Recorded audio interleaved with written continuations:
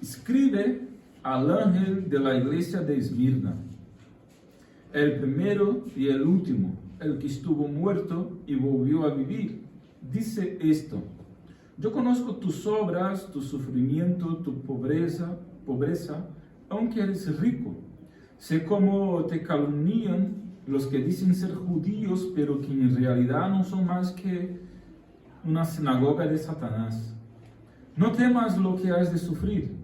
El diablo echará a algunos de vosotros en la cárcel para que seáis probados y tendréis que sufrir por 10 días. Sé fiel hasta la muerte, y yo te daré la corona de la vida.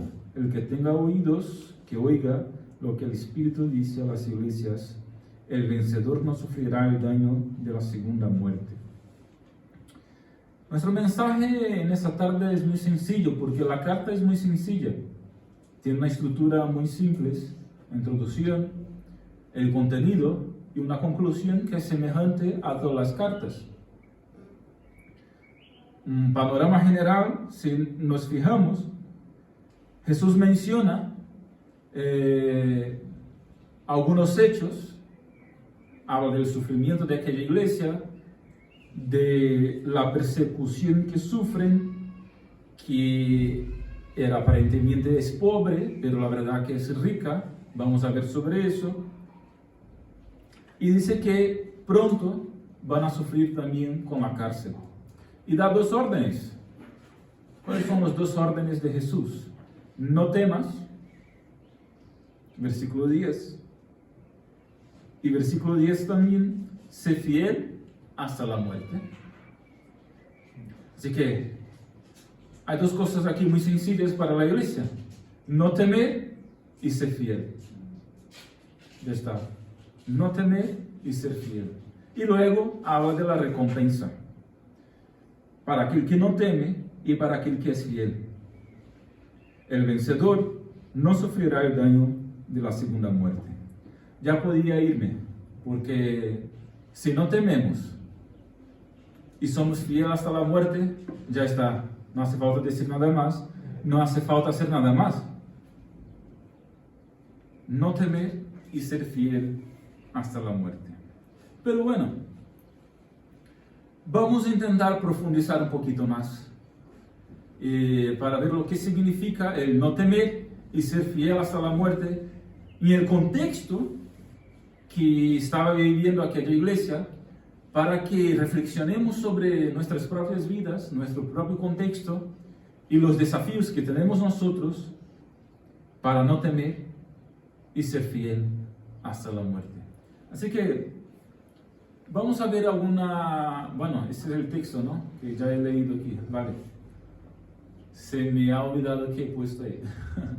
Muy bien. Eso, una pequeña introducción hablando de las cartas, de esas 7 cartas de Apocalipsis, ¿no? Primero, antes de manifestar su juicio al mundo, Jesús lo manifestó a su iglesia. Y esas 7 cartas de Apocalipsis son como una manifestación o un aviso del juicio de Dios dado primeramente a la iglesia. El Apocalipsis está dividido en 7 partes y el capítulo 1 al 3 es la primera parte, y básicamente en cada parte se habla del juicio final, de la venida de Cristo, el juicio final y qué ocurrirá en el fin.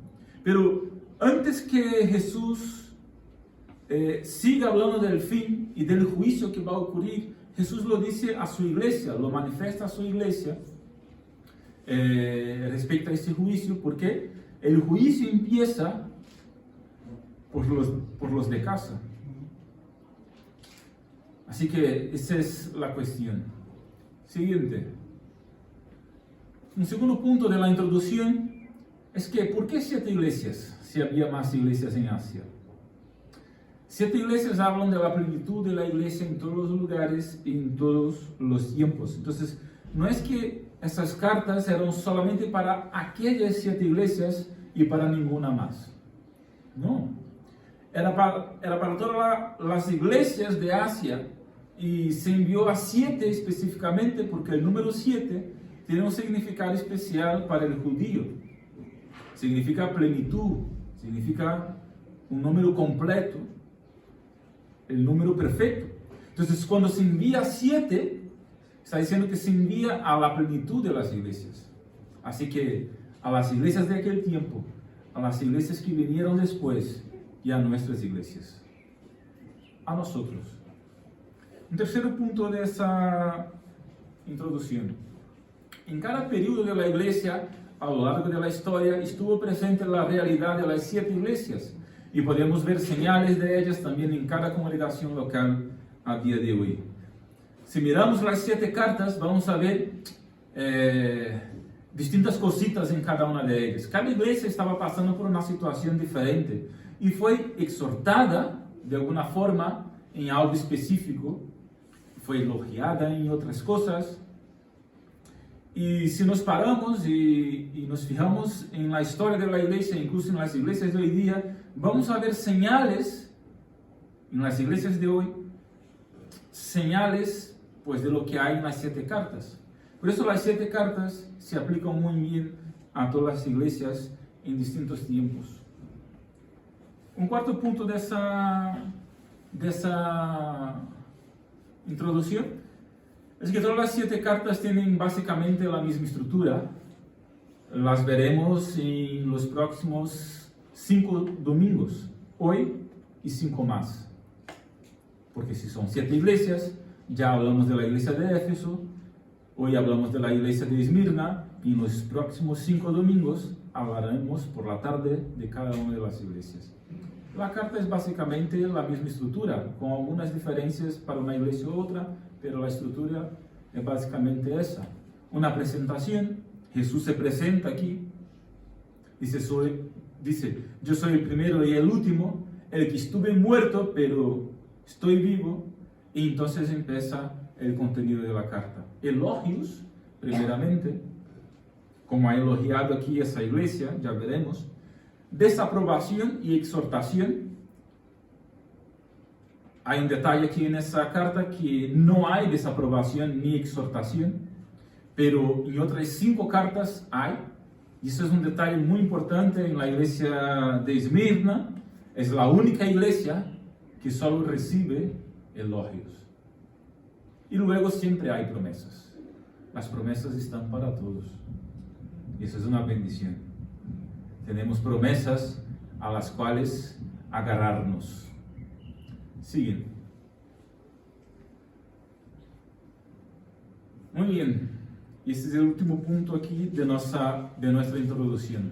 2 iglesias recibieron solo elogios, Esmirna y Filadelfia. Entonces, esas son las 2 iglesias que no recibieron desaprobación. No fueron desaprobadas en alguna actitud o en algún comportamiento. Entonces, por eso, de cierta manera, la iglesia de Esmirna y Filadelfia son un ejemplo para nosotros. Así que debemos fijarnos, de hecho, en lo que aquí vemos en esa carta y también en la Filadelfia. Aunque cuando desaprueba Jesús algo en la iglesia, también podemos aprender a cómo no hacer. Decía mi pastor, mi primer pastor con el cual me convertí allí en Brasil, y crecí y me llevó al seminario y fui consagrado allí. Y él me decía, Cícero, tú siempre puedes aprender de una predicación, de alguna persona, de alguna clase, en el seminario, siempre puedes aprender. O aprendes cómo hacer o cómo no hacer. Así que siempre podemos aprender. Me decía él eso. O aprendes cómo hacer o aprendes cómo no hacer. Y muchas veces vemos cosas y debemos aprender a cómo no hacerlas, ¿no? Es decir, no seguir el ejemplo que muchas veces estamos viendo. Y una iglesia recibió solo desaprobación. Esa no tuvo ningún elogio. Por eso, de cierta manera, es la peor iglesia, por así decirlo, la Odisea. Aunque también es iglesia. ¿Vale? Vale, vamos adelante. ¿Cuál es el tema? ¿Cómo ser un creyente fiel hasta la muerte? Hasta la muerte. Porque dijo Jesús, no temas y sé fiel hasta la muerte. El no temer nos ayudará a ser fiel hasta la muerte. Entonces, vale, vamos a profundizar un poquito más aquí. ¿Cómo ser un creyente fiel hasta la muerte? ¿Es posible ser fiel y fiel hasta la muerte en un mundo marcado por el relativismo? El sufrimiento muchas veces revela quién de verdad somos. Si somos un creyente fiel o un creyente nominal. Si venimos a la iglesia por conveniencia, porque nos parece guay, o si venimos a la iglesia y seguimos a Cristo porque de hecho tenemos un compromiso con Cristo, somos de hecho seguidores de Jesús y estamos de hecho dispuestos a cualquier cosa por Él, ser fiel hasta la muerte. Porque cuando todo va bien, genial, ¿no? Estupendamente. Pero cuando los problemas empiezan a venirnos encima y pasamos por dificultades, y etcétera, etcétera, etcétera, ahí es cuando nuestra fe, nuestra fidelidad, de hecho es una palabra, son palabras amigas, fe y fidelidad. Ahí es cuando nuestra fe, nuestra fidelidad es probada,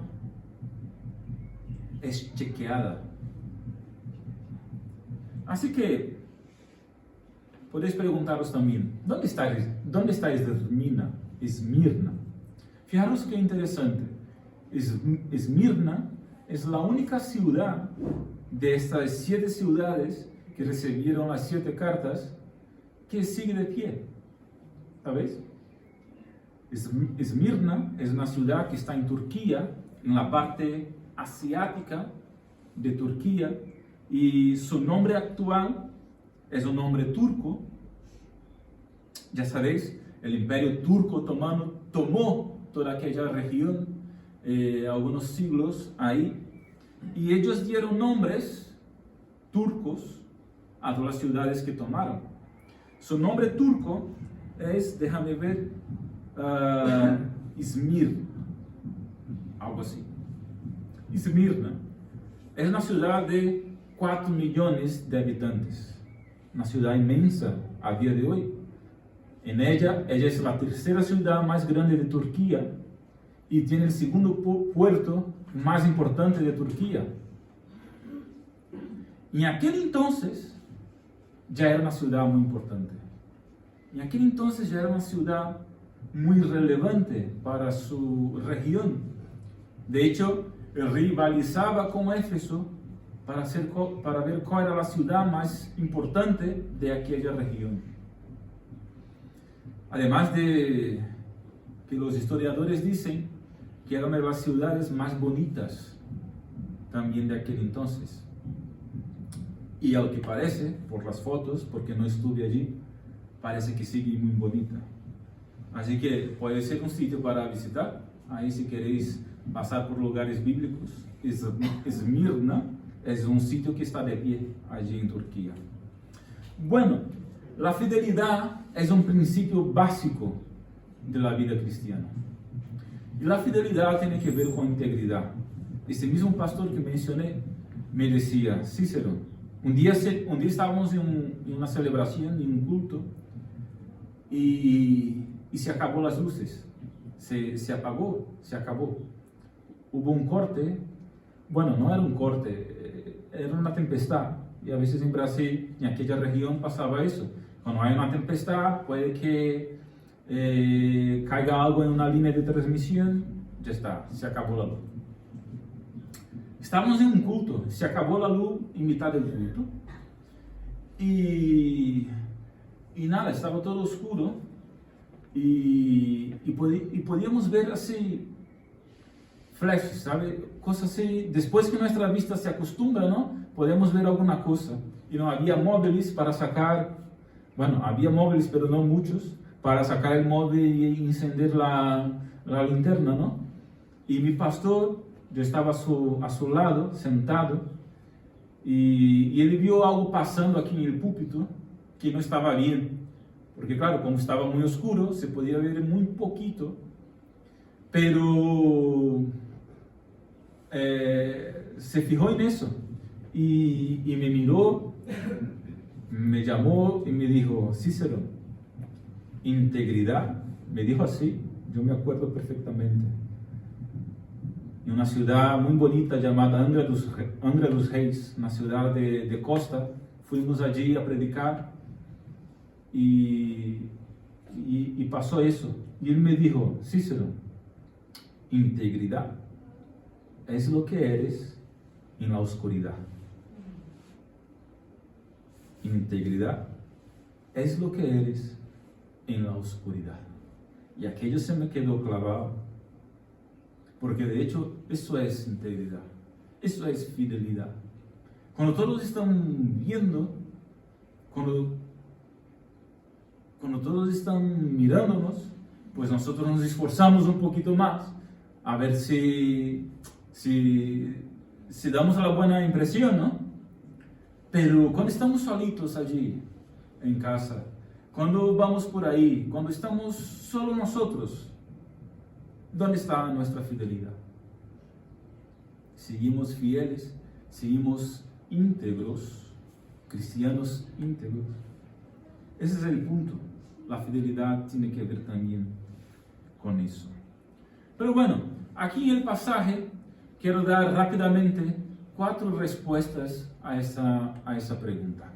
¿Cómo ser un creyente fiel hasta la muerte? Y la primera está en el versículo 9. Teniendo una visión realista de la vida. Que más o menos fue lo que Jesús dijo a aquella iglesia. Versículo 9. Yo conozco tus obras, tu sufrimiento, tribulación, tu pobreza. Sé que calumnian respecto a ti, te difaman. Y versículo 10. Sé que pronto seréis llevados a la cárcel.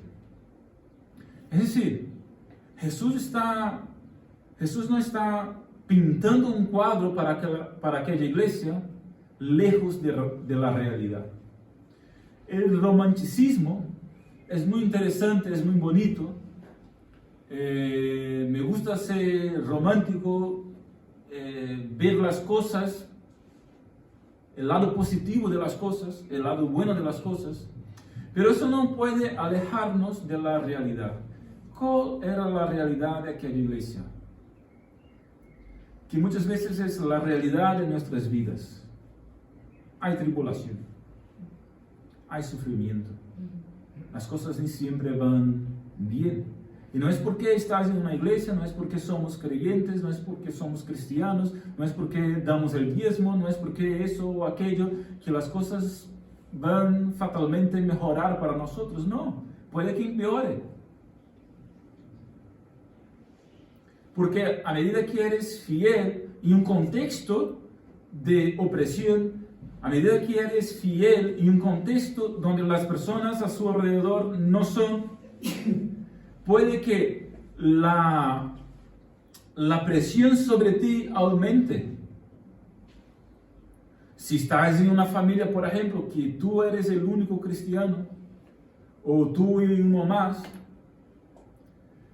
sobre todo si estás empezando, pues puede que las personas de tu familia, a las cuales quieres mucho y tienes que seguir queriendo, pero no te entenderán.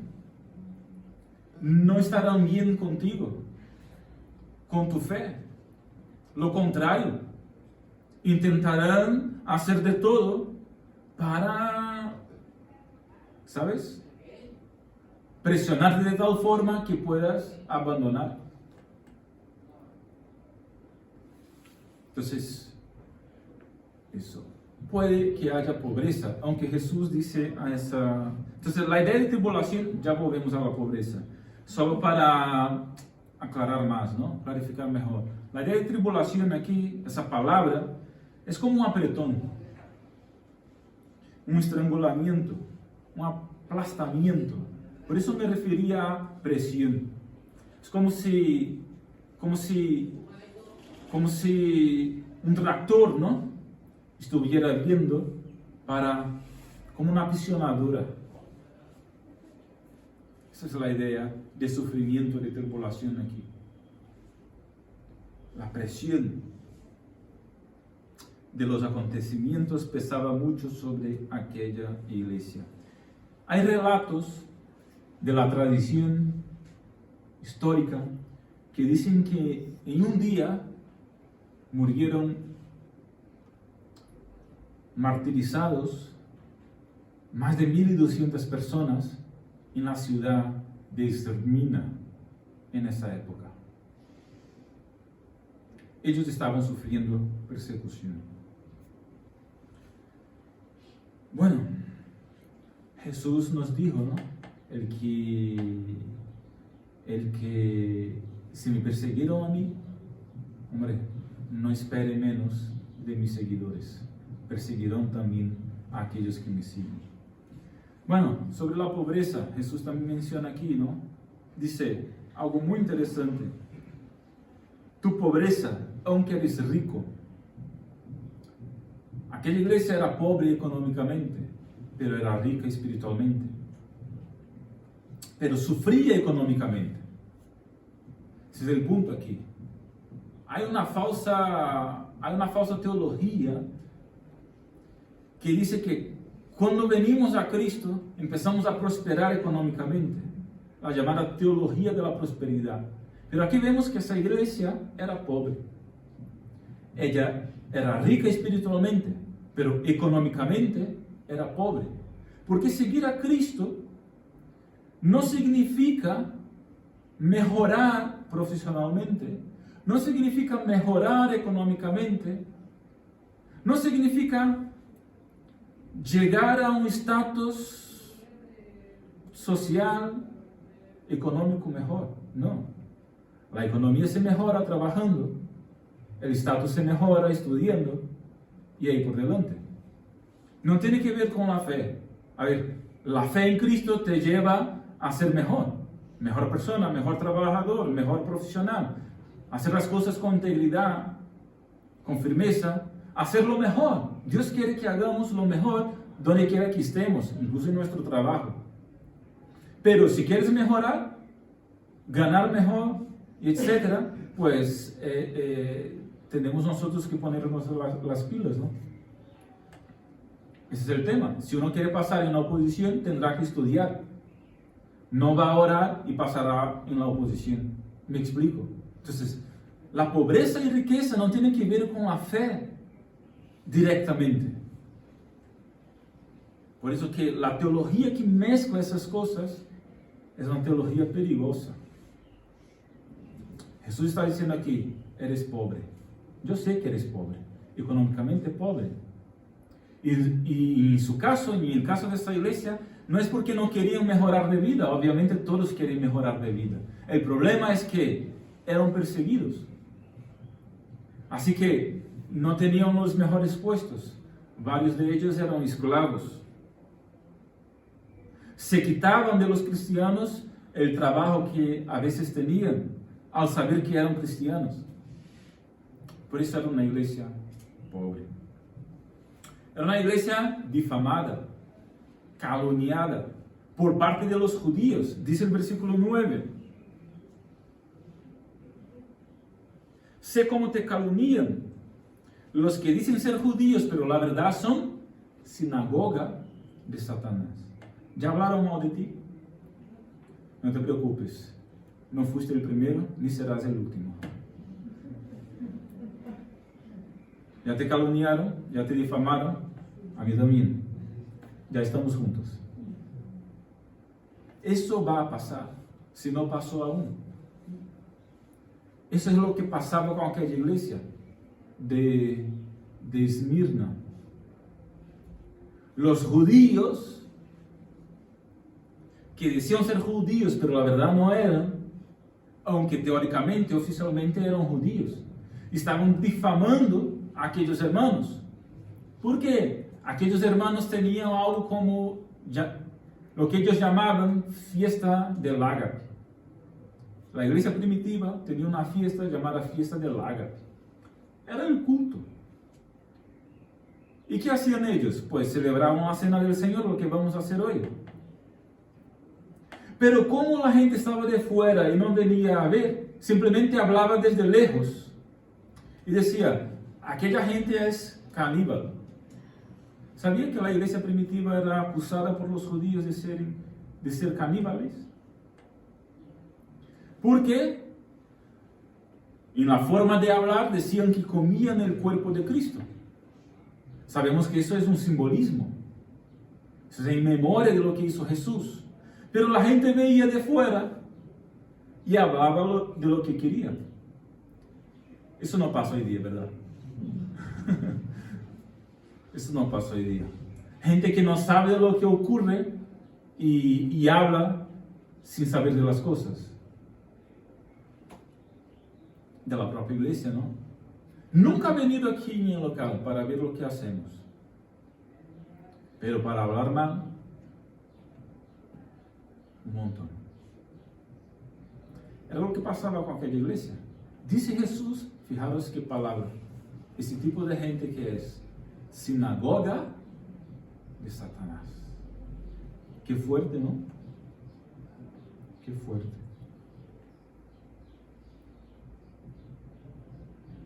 Cuarto, prisión. También fueron presos. Vale. Segundo, ¿cómo ser fiel hasta la muerte? No quiero detenerme mucho, quiero ser objetivo. Segundo, sabiendo que la valoración de éxito de Jesús es diferente de la del mundo. Aquí vemos eso en el versículo 9. Hay un juego de palabras aquí muy interesante, muy bueno. Jesús dice, sé que eres pobre, pero eres rica. ¿Ves la percepción de Jesús? Lo diferente que es. ¿Ves la visión de Jesús? Lo diferente que es. La valoración de Jesús sobre lo que es éxito, sobre lo que es bueno, sobre lo que está bien, es diferente de la valoración del mundo. La gente miraba aquella iglesia y veía lo que estaba delante de sus ojos. Es una gente pobre. Es una gente ahí que vive al margen de la sociedad. Pero Jesús mira aquella iglesia y tiene una valoración diferente. Jesús dice, eres rica. Aunque la iglesia era económicamente pobre, era rica en recursos espirituales. No tenía tesoros en la tierra, pero tenía tesoros ¿dónde? En el cielo. ¿Y qué dijo Jesús respecto a los tesoros en la tierra? Ellos se corroen, ¿no? Pero los tesoros del cielo, ¿qué dijo Jesús en el sermón de la montaña? Esos son eternos. Y se queda la pregunta, ¿dónde está nuestro tesoro? ¿Dónde estamos juntando tesoros? ¿Juntamos tesoros en la tierra? No es malo tener riquezas, no es malo tener cosas, no es malo, ya dije y repito, no es malo querer mejorar de vida y trabajar para eso. Eso está muy bien. Yo os animo y animo a cualquiera que lo haga. Pero, ¿dónde está el corazón? ¿Dónde está nuestro corazón? Ahí está nuestro tesoro. ¿Qué valora más Jesús? ¿Los tesoros de la tierra o los tesoros del cielo? Está claro, ¿no? Muy bien. Era pobre ante los hombres, pero rica ante Dios. Mientras el mundo valora lo que tenemos,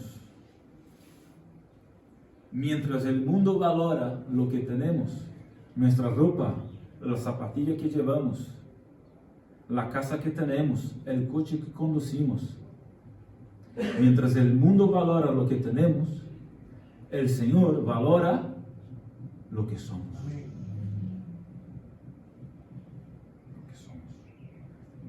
Mirar las redes sociales. La gente quiere ponerse guapa y echar la mejor foto y publicar allí con la mejor ropa. Está muy bien, ¿no? No os pongáis feos en las redes. ¿Pero por qué? Eso es lo importante para el hombre. La apariencia. Pero ¿qué ve, qué ve Jesús? El corazón. El corazón.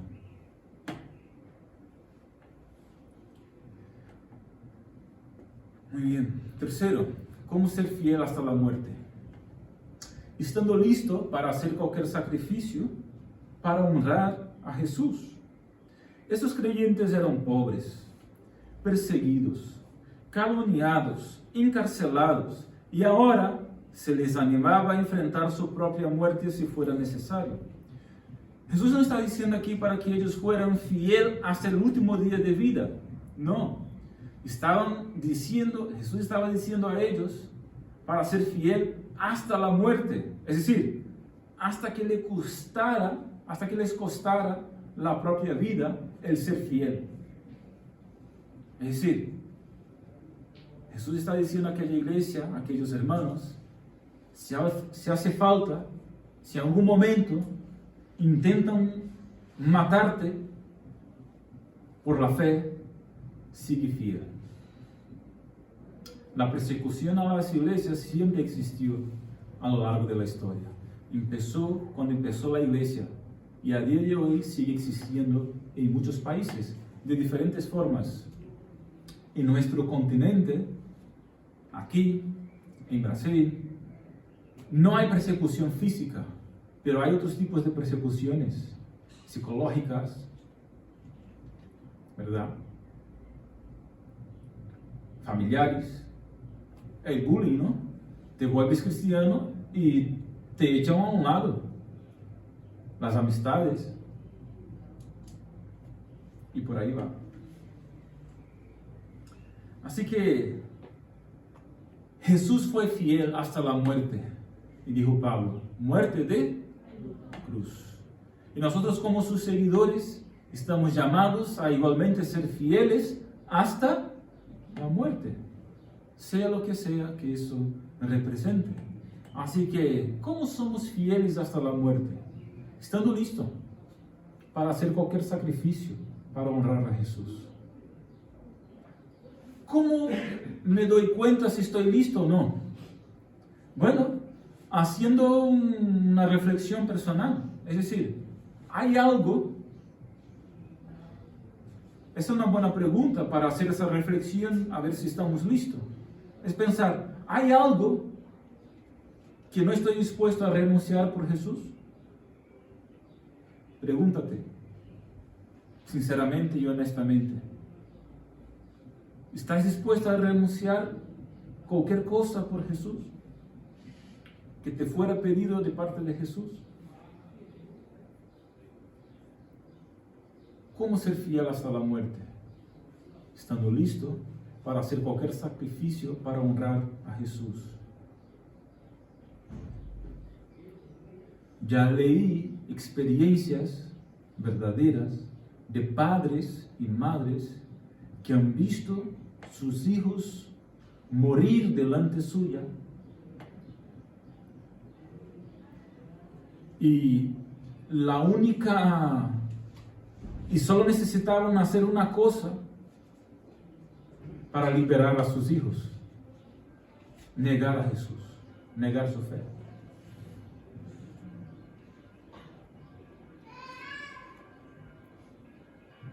Los acusadores, o mejor dicho, los perseguidores, decían: niega a Jesús y tu hijo lo tienes de vuelta.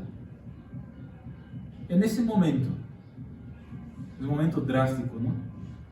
Nadie de nosotros queremos estar en una situación así, pero para nada. Pero hay historias reales de hijos en esta circunstancia que murieron delante de sus padres, porque sus padres fueron fieles hasta la muerte, y no su propia muerte, la muerte de sus hijos. Y nosotros muchas veces jugando de ser cristianos, ¿no? De ser creyentes. Estando listo para hacer cualquier sacrificio para honrar a Jesús. Cuarto y último, ¿cómo ser fiel hasta la muerte? Que es lo que desafía Jesús aquí a esa iglesia, a la iglesia de Esmirna. Versículo 10. Sé fiel hasta la muerte y yo te daré la corona de la vida. Versículo 10. No temas, no temas. Sé fiel hasta la muerte. Cuarto y último, sabiendo que Dios está al control de todo en nuestras vidas.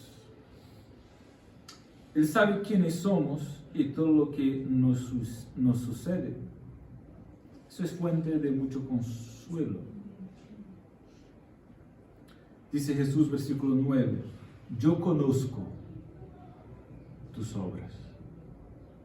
Yo conozco. Él está al control. Nada huye al control de Dios. Si Él nos permite pasar por una circunstancia, es porque sabe que podemos soportarla. Él mismo nos dará las fuerzas para soportarla. Porque Él está al control de la historia. Él está al control de la historia de nuestras vidas.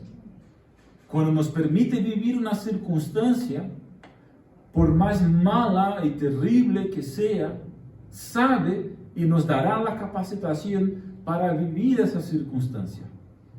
Y pasar por ella, sobrellevarla, glorificando al Señor, siendo fiel hasta la muerte. De manera que si en algún momento no somos fieles, no es porque es culpa de Dios, sino porque es culpa nuestra. No hemos tenido la fe suficiente para pasar por aquella circunstancia alabando y glorificando al Señor. Hemos caído.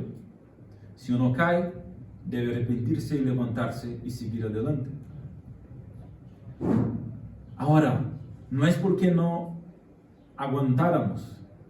Podríamos aguantar, porque si el Señor nos ha permitido vivir, es porque sabe que podíamos aguantar. Eso es lo que dice Pablo en su carta a los Corintios. El Señor no nos da pruebas tan grandes las cuales no podamos soportar, sino que con las pruebas da también la salida. Porque Él está al control. Es soberano, es Señor, es onisciente, onipotente, es decir, presciente. Sabe lo antes, lo ahora y lo futuro. Sabe el globo. Piensa en Dios así. Vamos a ver. El globo está aquí. El universo. Vamos a pensar en el universo. Toda la creación está como en un globo. La línea del tiempo está dentro de ese globo. ¿Dónde está Dios? Fuera del globo. Dentro del globo y fuera del globo. Es decir, Dios ve el pasado, el presente y el futuro, todo de una sola vez. Por eso el apóstol Pablo dice que el Señor nos ha salvado antes de la fundación del mundo. Por eso David dice que el Señor nos vio dentro del vientre de nuestra madre. ¿Por qué? Porque Dios ve todo de una sola vez. Esa es una cosa para nuestra mente demasiado grande, ¿no? Porque nosotros pensamos en tiempo. Nosotros nos regimos por el tiempo, ¿no? Pasado, presente y futuro. Las horas. Pero Dios está viendo todo a la vez. Tiene el control de todo. Así que lo que nos permite vivir es porque sabe que podemos ser fieles en aquello que nos ha tocado vivir. Quiero terminar contando una historia real que pasó con el Policarpo de Esmirna. Policarpo de Esmirna fue el pastor de la iglesia de Esmirna unas décadas después de esa carta, vamos, unos 40 años, 30 años después. Policarpo era discípulo de Juan.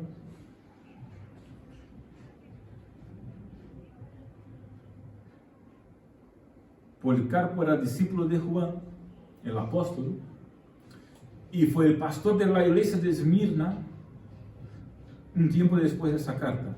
Y sufrió esas persecuciones que aquí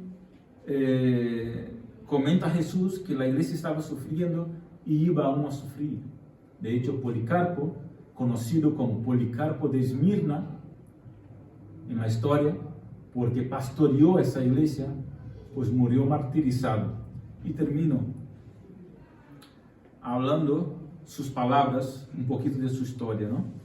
Décadas después de esa carta haber sido escrita, la carta de Jesús a Esmirna, el pastor de la iglesia de Esmirna, conocido como Policarpo de Esmirna, discípulo de Juan, fue martirizado el día preciso, el día 25 de febrero del año 155 después de Cristo.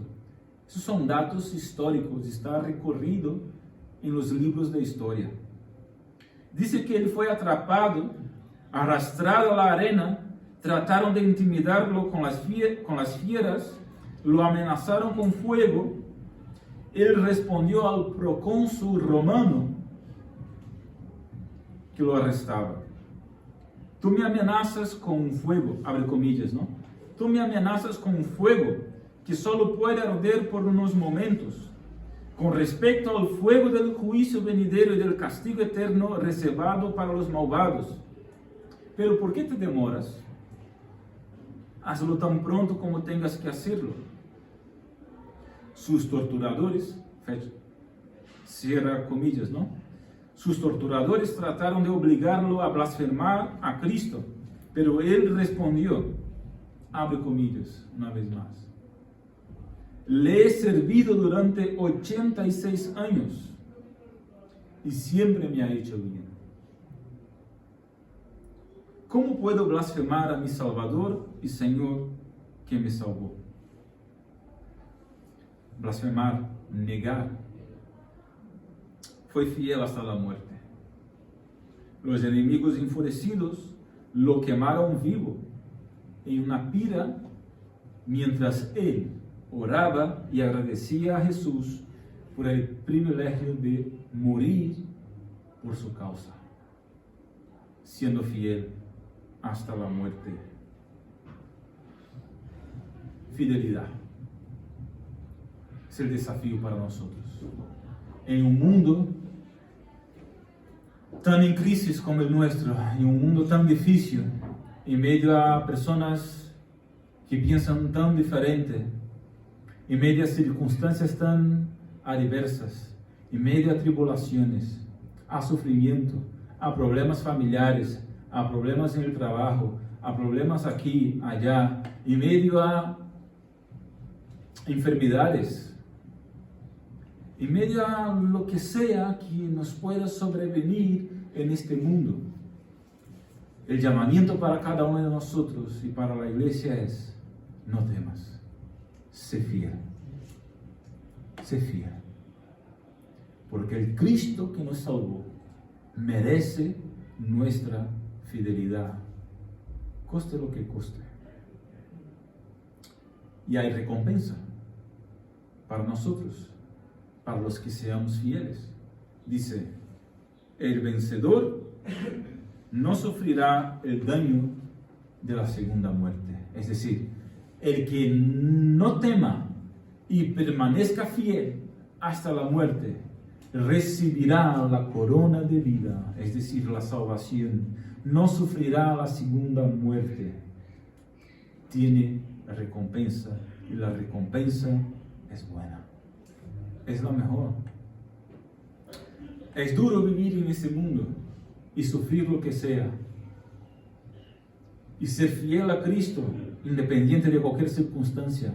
No solamente con las personas o en medio de una persecución, sino ser fiel a los principios bíblicos, a los principios de la palabra, a los principios de Cristo. Estamos todo el rato tentados a abandonar algo y hacer algo por nuestra propia cuenta. Es el momento que caímos. Jesús nos está llamando a ser fiel, pese lo que pese, cueste lo que cueste, coste lo que coste, hasta la muerte, es decir, hasta lo último.